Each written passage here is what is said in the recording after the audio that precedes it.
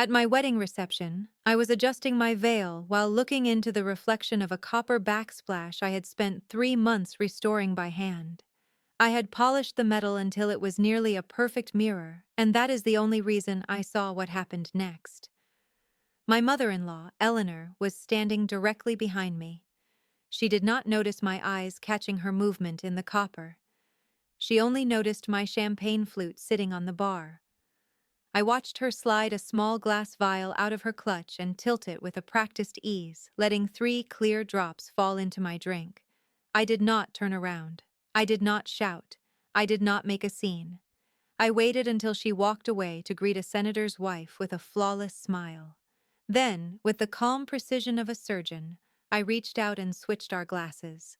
Her tampered drink was now in her hand, and the real wedding drama had already started. If you are listening right now, tell me where you are and what time it is for you, because I want to know who is here with me in this moment.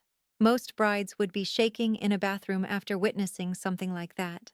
But I am a restoration architect. I work with crumbling foundations, hidden cracks, and structural failures for a living.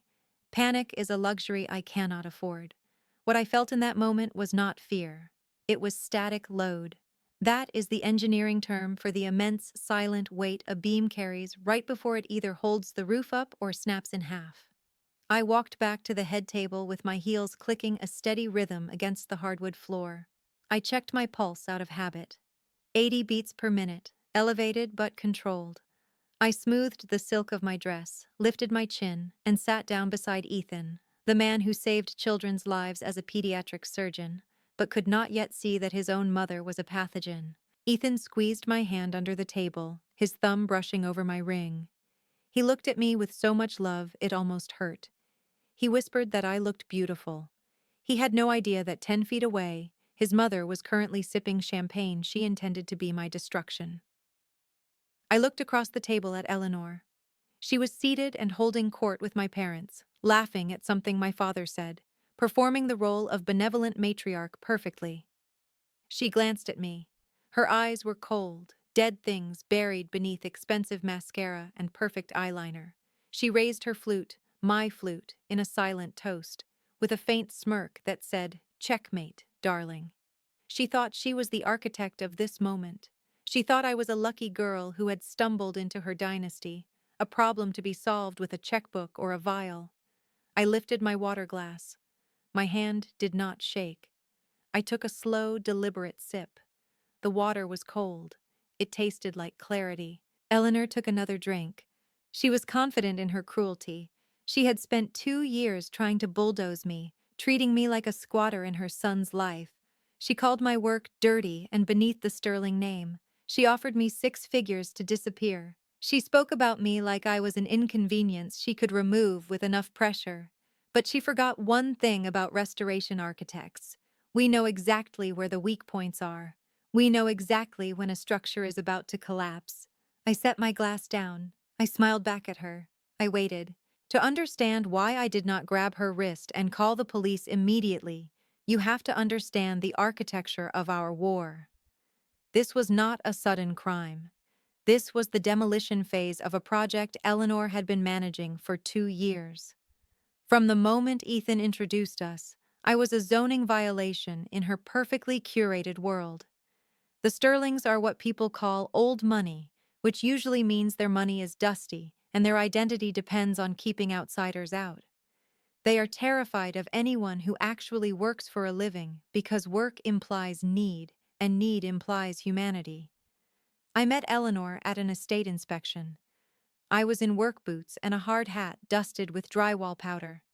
She looked at my hands like they were contagious. She asked Ethan, right in front of me, if he was hiring the help. When he told her I was his girlfriend, she did not smile. She simply said, "Oh," and the air in the room changed. The insults were never loud. They were structural, small cracks placed in the foundation, designed to make me collapse slowly while she appeared innocent. She forgot to invite me to family dinners. She introduced me to friends as Ethan's little project manager, ignoring my master's degree and my professional license. She used polite words like practical and sturdy the way people describe furniture, not women. She did everything with a smile so she could deny it later. She relied on the fact that people believe a calm voice more than they believe the truth. 6 months ago, the pressure became direct. I was sitting in her library when she slid a creamy envelope across a mahogany desk. Inside was a cashier's check for $100,000. She called it a severance package. She said I was a lovely girl, but we should be realistic. She said I was new money and I build things, while they own things. She said I would never be comfortable at her table, and she was trying to save me the embarrassment of trying. I looked at the check. It was more money than my parents made in 2 years. I looked at her. I did not tear it up. I did not throw it in her face. I slid it back across the desk and told her she was underestimating the cost of labor and that I was not for sale. That was when her eyes changed. That was when I stopped being a nuisance and became a threat. Threats, in her world, are not tolerated. They are neutralized. In psychology, there is a concept called an extinction burst. I learned about it when studying how stress affects materials, but it applies perfectly to narcissists. When a toddler realizes screaming is not working, they do not stop. They escalate. They scream louder. They flail. They break things. They peak in frantic intensity right before they finally fail. The week before the wedding was Eleanor's extinction burst. Bribes did not work. Insults did not work. The wedding was still happening, so she went scorched earth. On Tuesday, she called our florist and tried to cancel the order by claiming the bride had died in a car accident. The florist, thank God, called me first because something felt wrong. On Thursday, I found Eleanor in the bridal suite inspecting my veil. After she left, there was a jagged tear in the lace. She claimed it caught on her ring, but I know the tensile strength of French lace. You do not accidentally rip it like that. You have to want to rip it. I repaired the tear with gold thread, using a restoration technique that turns damage into a deliberate seam. I did not tell Ethan. I knew she would spin it. She would gaslight him and call me paranoid, say wedding stress was making me imagine things. She relied on the fact that her behavior was so extreme that rational people would doubt it. So when I saw the vial at the reception, everything clicked into place. This was not random. This was not just hatred. This was the final detonation of her extinction burst. She could not stop the wedding, so she decided to ruin the memory. She wanted me sick. She wanted me humiliated. She wanted to prove to every high society guest that I was weak, messy, unworthy of the sterling name. She wanted a disaster. I simply decided that if a disaster was coming, it would not belong to me. The thing about structural failure is that it is rarely instantaneous. Before a building collapses, it groans. The rivets pop. The wood splinters. You just have to be quiet enough to hear it. The reception hall was loud with applause as Ethan finished his speech. He was charming and self-effacing and perfect. He sat down, kissed my cheek, and whispered that he was the luckiest man alive. Then the room went quiet as a spoon tapped crystal. The sound echoed like a warning bell. Eleanor stood up in a silver gown that made her look regal. She raised the champagne flute, the one with the gold rim, the one she had tainted, high in the air. The room waited. She smiled at the guests and turned her gaze to me. It was a predator's smile. Marriage, she began, is about partnership. It is about knowing who you are and where you come from. A few of her friends chuckled. Most importantly, it is about trust, knowing the person next to you has your best interests at heart. She held my eyes on the word trust, as if she could pin me to the chair with it. I did not blink. I raised my water glass. Eleanor raised the poisoned chalice. To the happy couple, she said. Then she tipped the glass back. I watched the golden liquid disappear. I watched her swallow. One gulp. Two. She drained it. For a moment, nothing happened. She sat down looking triumphant, then turned to my father and began talking about his golf handicap as if she had already won. 1 minute passed, then two. I sat perfectly still with my hands folded in my lap, counting the seconds like a metronome. At 2 minutes and 40 seconds, the groaning started. Eleanor stopped mid-sentence. She blinked rapidly. Her hand went to her throat. Her face, usually masked in heavy foundation and composure, turned a violent shade of gray. She tried to stand, likely to excuse herself, but gravity had other plans. Her knees buckled. She grabbed the tablecloth to steady herself and pulled a centerpiece of expensive lilies down with her. Then chemistry did exactly what it was designed to do. It was not a polite swoon. It was violent. Eleanor retched, a guttural, ugly sound that silenced the string quartet. She vomited across the head table, over the silk runner, the china, and the skirt of her custom gown. The smell hit instantly. The woman who had spent 60 years cultivating an image of untouchable perfection was now heaving on the floor in front of 200 of the city's elite. "Mom!" Ethan shouted, jumping up. "Mom!" Eleanor looked up at him with wide, unfocused eyes, gasping.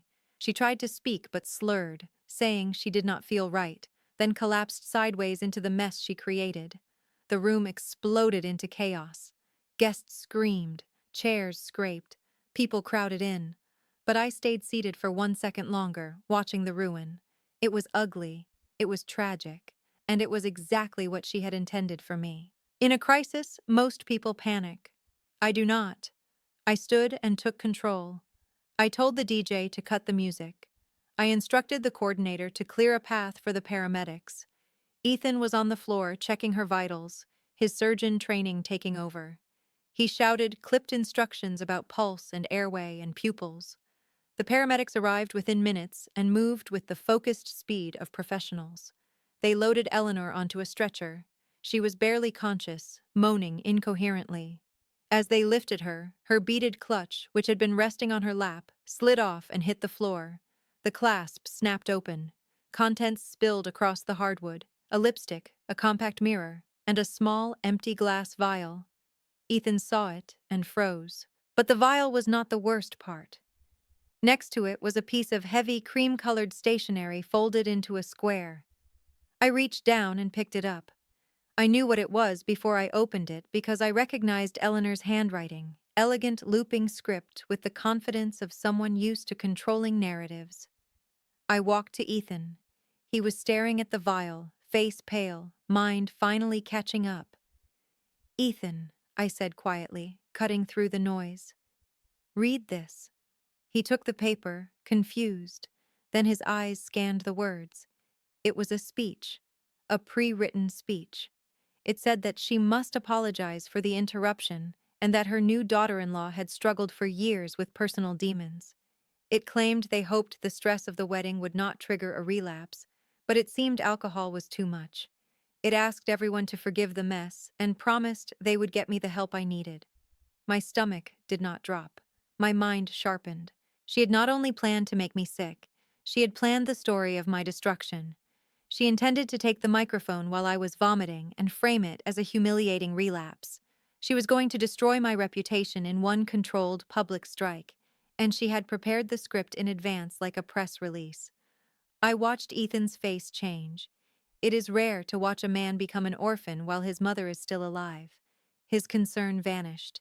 His panic vanished. His eyes went cold as he looked at the note, then the vial, then the woman on the stretcher. He finally saw the architecture of the trap. He realized the monster was not under the bed. It was the one who tucked him in. He folded the note and put it in his pocket. Then he looked at the paramedic. "She didn't have a stroke," Ethan said. His voice sounded like grinding metal. "She ingested an emetic and a sedative. Check her bag for the vial and call the police." The hospital smelled like antiseptic and bad decisions. Eleanor was stabilized in a private room. The drugs were flushed from her system, but the legal toxicity was just beginning. Police waited in the hallway. Officer Cardona, a man who looked like he had witnessed enough family disasters to last 10 lifetimes, took my statement. I did not need to cry to be credible. I needed to be accurate. I pulled up a file on my phone. While the paramedics were loading Eleanor, I had texted the venue manager. Because I restored the Sterling estate, I knew where the blind spots were. I knew exactly where the 4K security camera behind the bar was angled. I had the footage in my inbox before the ambulance reached the hospital. I showed the officer the video. Timestamp, 2:47 p.m. Eleanor looked around. She pulled the vial. She dropped the liquid into my glass. It was clear, direct evidence of a felony. No interpretation needed. No debate. Ethan walked out of Eleanor's room and looked 10 years older than he had that morning. He walked past me and past his father, who sat with his head in his hands, and went straight to Officer Cardona. "My mother is awake," Ethan said in a clinical, detached tone. "She wants to make a statement." "Did she confess?" the officer asked. Ethan let out a dry, humorless laugh. "No. She told me she did it to save me. She said Olivia was a gold digger ruining the Sterling bloodline. She said I would thank her one day. This was the moment. The cord was either going to snap or strangle us. Eleanor was betting on 30 years of guilt to make him protect her." Ethan reached into his tuxedo pocket and pulled out the cream-colored stationery. He handed it to the officer. "Evidence of premeditation," Ethan said. "My mother didn't just try to assault my wife. She planned character assassination. She wrote this before the reception. This proves intent." "Ethan, don't," his father whispered. "She's your mother." Ethan turned to him. "No," he said. "She's a criminal. If you pay for her lawyer, you're an accomplice." Then he faced the officer again. "I am pressing charges. I am requesting an immediate restraining order for myself and my wife." I watched him sign the statement. It was the most romantic thing I had ever seen. He did not just choose me. He amputated the limb that was killing us with the precision of a surgeon removing a tumor. There were no tears, only the sound of a pen on paper, final and clean, like a demolition charge placed exactly where it needed to be. It has been 12 months since the wedding. Eleanor is currently serving a 24-month sentence for aggravated assault and reckless endangerment. Her lawyer tried to argue diminished capacity, but the pre-written note destroyed that defense. You cannot claim temporary insanity when you drafted the narrative days in advance. Ethan and I did not move into the estate. We bought a fixer-upper on the other side of the city. It has good bones, but it needs work, just like us. I am sitting at our kitchen table repairing a bowl I broke last week. It is a Japanese technique called kintsugi. You do not hide the cracks. You fill them with lacquer mixed with powdered gold. The philosophy is that the piece becomes more beautiful because it was broken. The break is where the strength is. For a long time, I thought a perfect marriage meant no conflict. I thought it meant smooth surfaces and easy days. But Eleanor taught me something valuable. She tried to shatter us. She tried to find the stress points and hammer them until we crumbled. She miscalculated the materials. When we sat in that hospital waiting area watching police lead her away in handcuffs, Ethan and I did not fall apart. We fused. The trauma did not leave a scar. It left a seam of gold. We trust each other with a depth most couples never reach because they are never tested. I know with certainty he will choose me. He knows I will see threats he is blind to. I finish the bowl. The gold lines catch the afternoon sun and shine brighter than the original ceramic ever did. It is imperfect. It is jagged. It is unbreakable. If you believe toxic relatives do not deserve a seat at your table, tell me where you are and what time it is for you right now, and tell me the pettiest thing a relative has ever done at a wedding you attended.